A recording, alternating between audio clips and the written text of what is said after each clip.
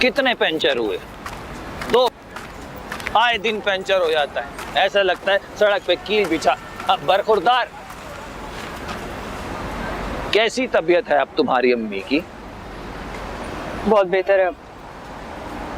मेरी तरफ से भी उनको पूछ लेना, उनसे कहना मैंने उनकी सेहत के लिए बहुत सारी दुआएं करवाई हैं। बहुत शुक्रिया आपका। वैसे इस वक्त कहाँ जा रहे हो? अस्पताल अब जाऊं? हाँ जाओ, ख्याल रखो अपनी माँ का। अच्छा सुनो,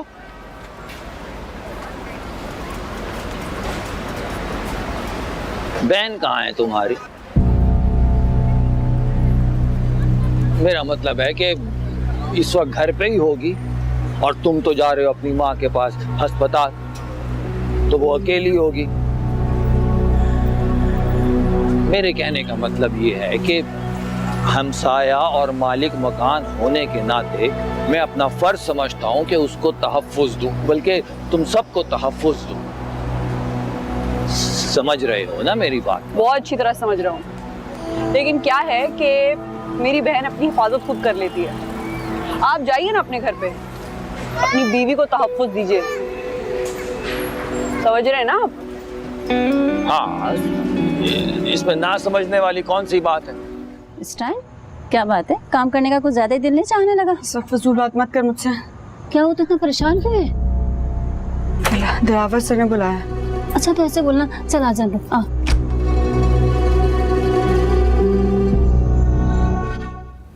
अस्सलामुअलैकुम। वालेकुम अस्सलाम। अम्मी ये बख्तू है, मेरे पास ऑफिस में काम करता है। हाँ हाँ, इसे तो मैं अच्छी तरह पहचानती हूँ, इसी ने तुम्हारी जान बचाई थी ना। अम्मी वो बख्तू की वालदा का एक्सीडेंट हो गया था, तो बस एडवांस लेने आया था। अल्लाह खैर करे। बेटा कैसी तबीयत है तुम्हारी अम्मी की? अब वो कल ऑपरेशन है। ये लो।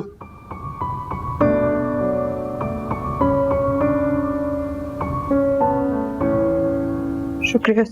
ये रखो, और कुछ और चाहिए हो तो मुझे बता देना। शुक्रिया सर। ठहरो जरा बेटा, जरा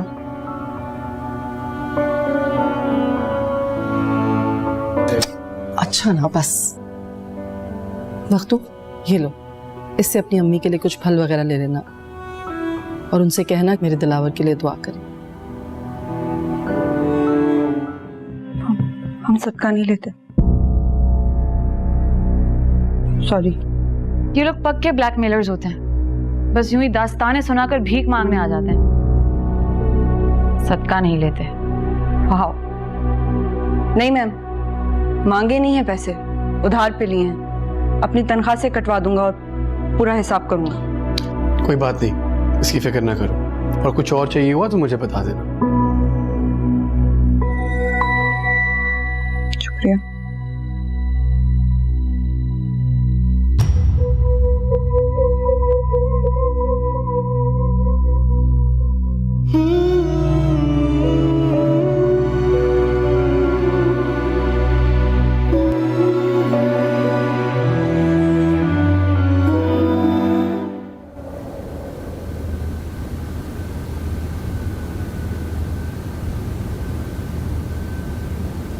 जी सर। बख्तू अम्मी कैसी हैं? बहुत बेहतर है, मैं रात वहीं था। चलो अल्हम्दुलिल्लाह। सर वो मैं अभी थोड़ी देर के लिए घर जाना चाहता हूँ। हाँ हाँ जरूर जाओ, किसी चीज़ की ज़रूरत हो तो मुझसे कह देना। जी सर।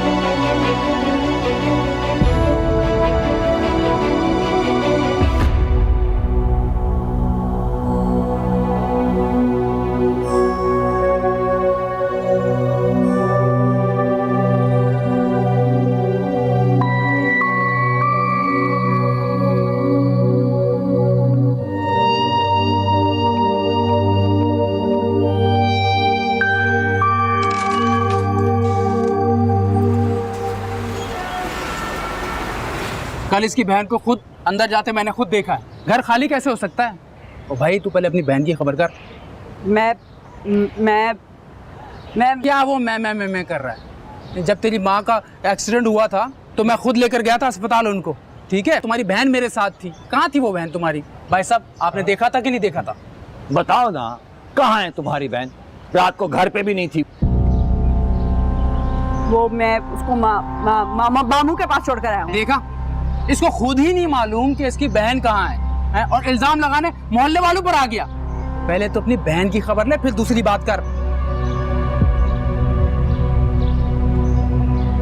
नहीं, मैं पूछता हूँ, कल रात कोई चोरी की नीयत से मेरे घर में दाखिल हुआ है?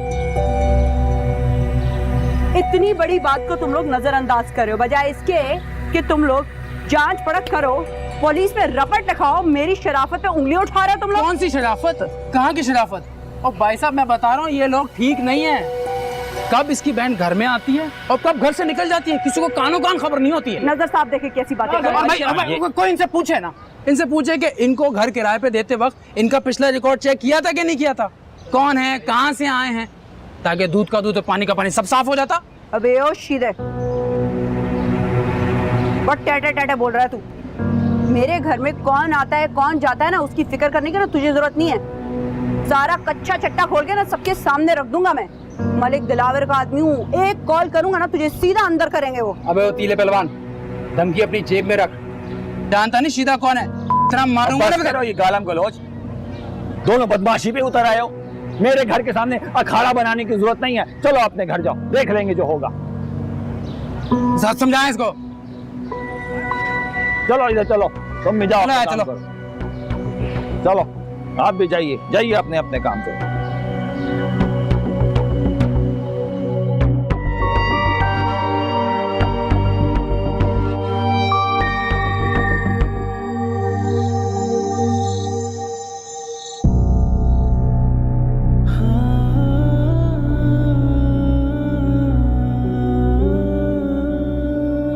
ये लोग पक्के ब्लैकमेलर्स होते हैं, बस यूं ही दास्तानें सुनाकर भीख मांगने आ जाते हैं, सदका नहीं लेते। वाह,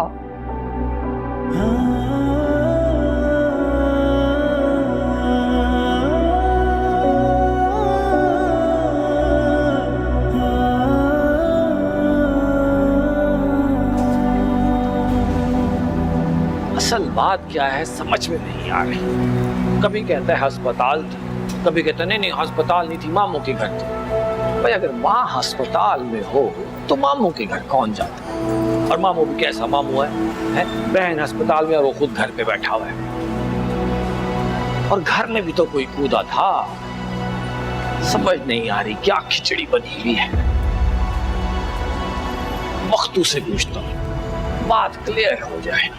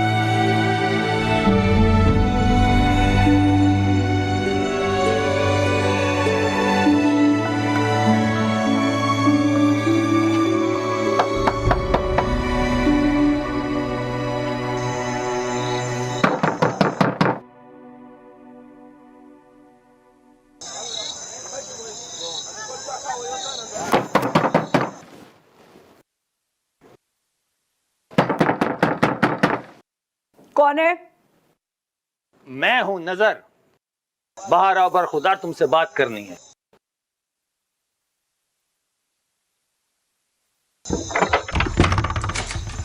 क्या बात है? देखो कुछ बातें मेरी समझ में नहीं आ रही, इसलिए तुमसे पूछताछ करनी जरूरी है। अभी बात नहीं हो सकती। अभी जरूरी है, बहुत अहम बात करनी है। जो भी अहम बात है वो बाद में होगी। अभी सोना है मुझे, सुबह अस्पताल जाना है। हाँ लेकिन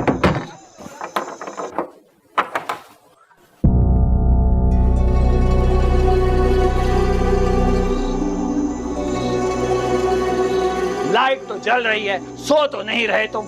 बहानेखोर।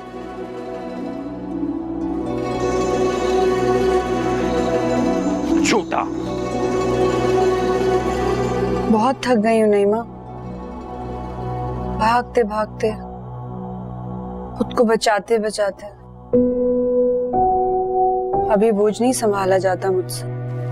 मुझे तो समझ नहीं आ रहा तुम इतनी बेवकूफ कैसे हो सकती हो। कम से कम ये कदम उठाने से पहले मुझसे तो मशवरा कर लेती।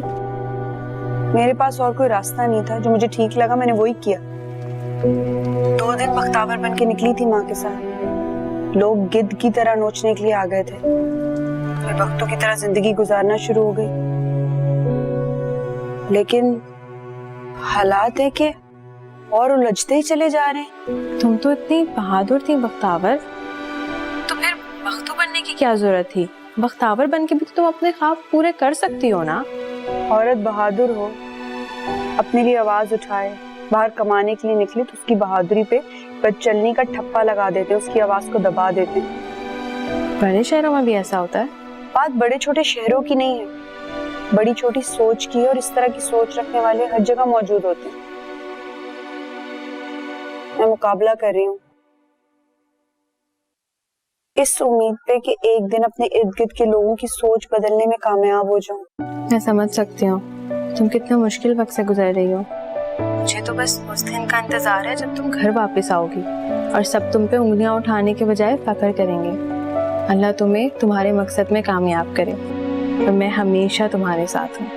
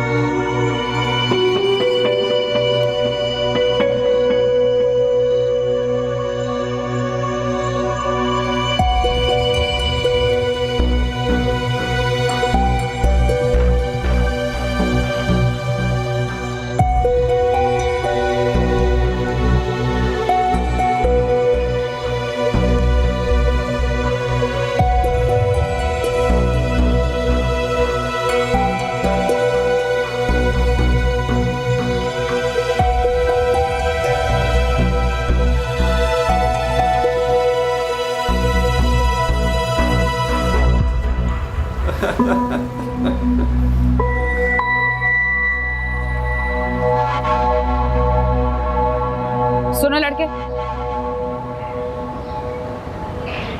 मोहल्ले वाले तुम्हें इस घर से और इस मोहल्ले से निकालने के लिए हम पर दबाव डाल रहे हैं। हमारा दाना पानी जहाँ लिखा होगा हम वहाँ चले जाएंगे। अल्लाह की जमीन बहुत बड़ी है। बदनामी जब घर का रास्ता देखती है ना, तो उसका साया मौत तक पीछा करता है। तुम्हारी बहन की खूबसूरती उसकी बदनामी का बाइस बन रही है।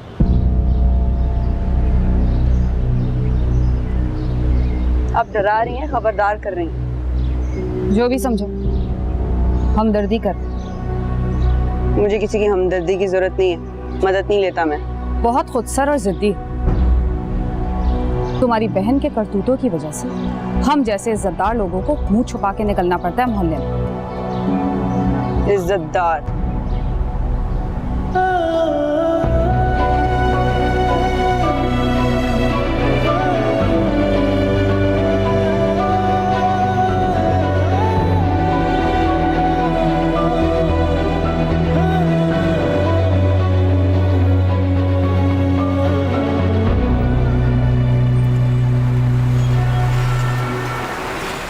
हम आपको 1-2 दिन ऑब्जर्वेशन में रखेंगे, फिर आप घर जा सकती हैं।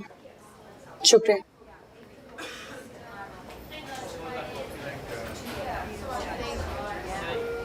देखा अम्मा, अल्लाह का बड़ा शुक्र है तुम्हारा ऑपरेशन पर वक्त हो गया।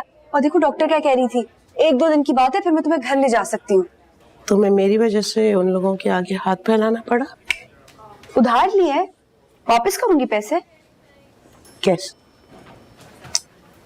माँ जब तक पैसे पूरे नहीं होंगे ना मेरी तनख्वाह में से कटते रहेंगे, और फिर वो दिलावर साहब की शादी भी है तो हवेली में इजाफी काम होगा तो उसके भी अलग से पैसे मिलेंगे। इतनी मेहनत करोगी, इतना बोझ उठाओगी, अंदाजा भी है तुम्हें? है अंदाजा माँ, है अंदाजा माँ। बस दिन रात मेहनत करोगी तो पढ़ाई का वक्त कब निकालोगी?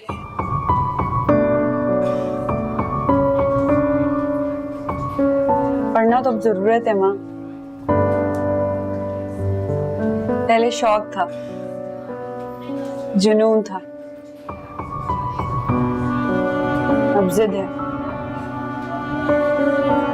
हमारे जीने का वाहिद सहारा है।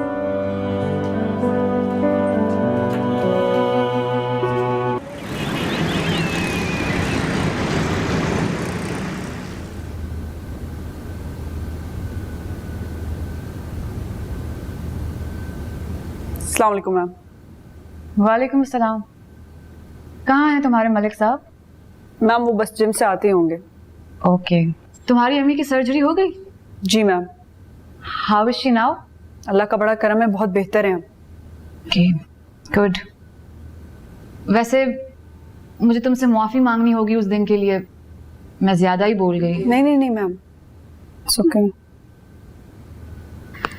अब मैं चाहती थी तुम्हें ये रकम दे दूं उनकी तीमारदारी के लिए। बिल्कुल जरूरत नहीं है इसकी, बहुत बहुत शुक्रिया आपका। ओके, शायद तुम्हारी इन्हीं क्वालिटी की वजह से तुम्हारी इतनी तारीफ करते हैं मलिक साहब। अच्छा सुनो, तुम तो जानते हो ना यहाँ कौन आता है, कौन कौन उनसे मिलता है? मैं कुछ समझा नहीं आप क्या कह रही हैं।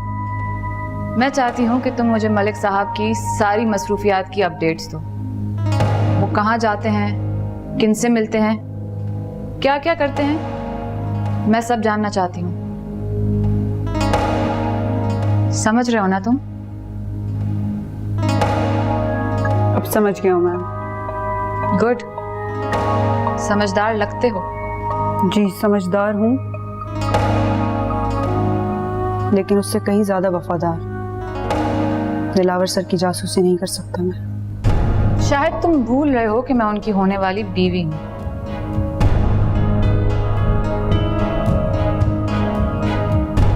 I am sorry ma'am.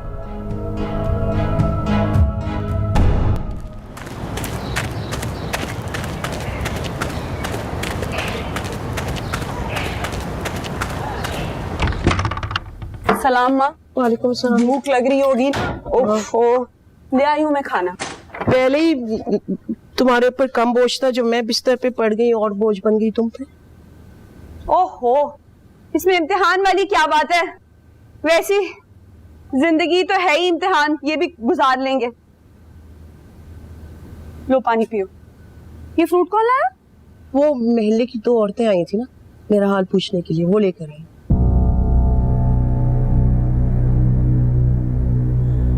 उसमें से एक औरत तो बार बार पूछ रही थी, कह रही थी मेरी बेटी से मिलना चाहती है। तुमने क्या कहा? वही ना बेटा जो तुमने कहा था, कह देना मामू के पास गई है, इम्तिहान की तैयारी कर रही है। Good good good. वो कह रही थी कि उसका बेटा तुम्हारा बहुत अच्छा दोस्त है। वो क्या नाम ले रही थी, कोई शीदा। हाँ यही नाम लिया था उसने। कैसे? अगर वो लड़का लुच्चा लफंगा चोर है तो वो तो तुम्हें इसी तरह तंग करता रहेगा ना। हम ऐसा करते ही मोहल्ला छोड़ के चले जाते, कहीं और किराए पे ले लेते। तुम क्या समझती हो माँ, कहीं और जाएंगे तो वहाँ शीदे जैसे लोग नहीं मिलेंगे?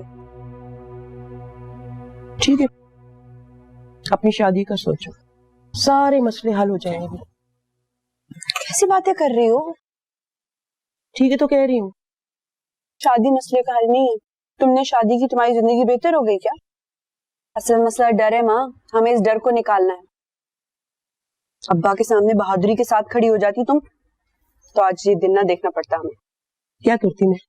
खुला लेती उस बुरे आदमी से, अपनी नई जिंदगी शुरू करती। लेकिन तुम्हें डर था ना बरादरी वालों का। माँ डर के सामने डट के खड़ी हो जाओगी ना तो सब कुछ ठीक हो जाएगा।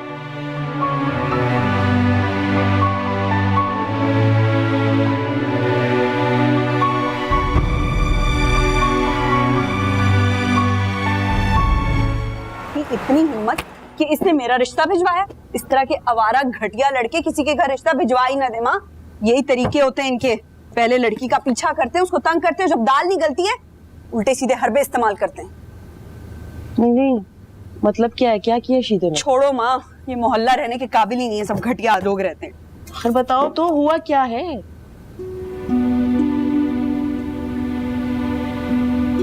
बस माँ इस बात की तसल्ली है कि दिलावर सर हमारे साथ हैं और हमें कुछ नहीं होने देंगे। कब तक वो हमारा साथ देंगे?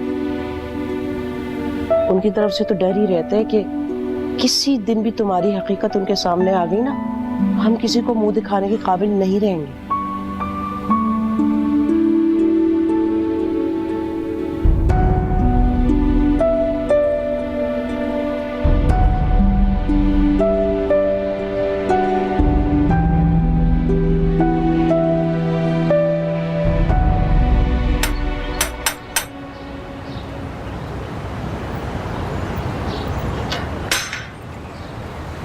अलेक्सा आपके कपड़े लाओ, ड्राई क्लीनर से उनको दे दो।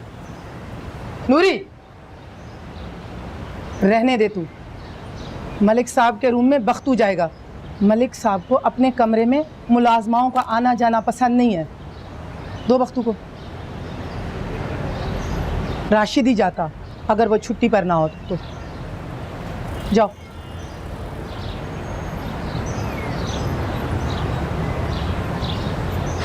तू समझती क्यों नहीं?